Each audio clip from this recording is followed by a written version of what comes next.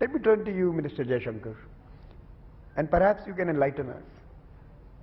Why was Quad in some ways dead on arrival 10 to 15 years ago when the first avatar was being discussed, debated, even considered, to today India hosting the Quad panel discussion at Raisina Dialogue?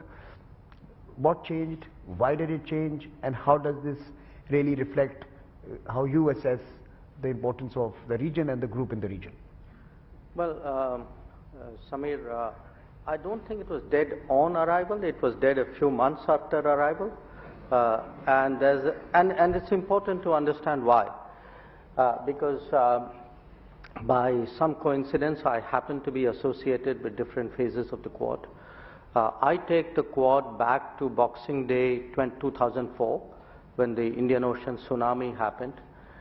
It so happened at that time I was the country coordinator for our external coordination and response. Then in 2006, when Prime Minister Abe came to India, he, before coming, had this idea that the Quad could be an effective way of dealing with the challenges. There was actually a Quad meeting, my memory serves me right, in Manila in 2007. Then, as you say, it didn't work out.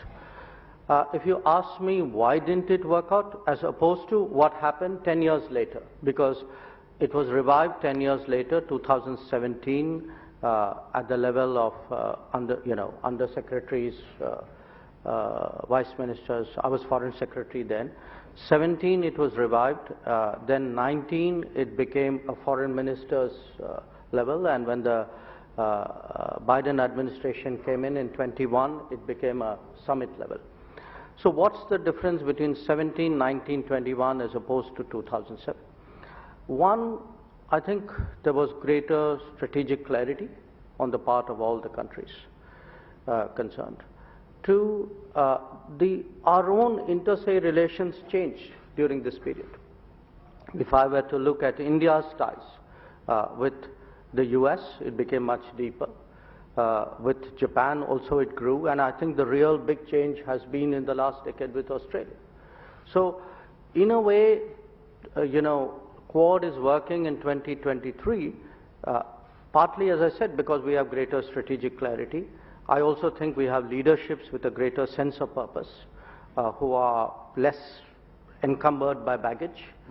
But to me, a big difference is actually our inter-se relationship, which has today become so much more confident and so much deeper. So, in fact, the one point I would differ with Minister Hayashi, actually I hope one day it will be 1111, the 1111. When you walked in, all of you seemed quite at ease, and there was a bit of a relaxed feel, vibe to it. There's always a relaxed feel when we. So, what did you discuss inside the room? A lot of things. But if my colleagues would indulge me, we actually today captured some of our discussions in the form of a statement. I think that statement would have been put out or will be put out. And how do you respond to this common refrain that most politicians seem to indulge in from the Quad countries, that this is not against anyone, we are not a security grouping, we are not a military grouping, why are we apologetic? No, I don't think, look, we are not apologetic. I do believe, because I keep reminding people of 2004, because to me, if your origins are in common good, there's an innate virtue in your existence, okay? So, we do stand for something.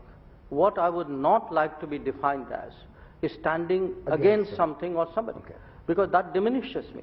That makes it out as though some other people are the center of the world and I'm only there to be for them or against them. I don't think, actually I think I'm the center of the world, but that's a different matter.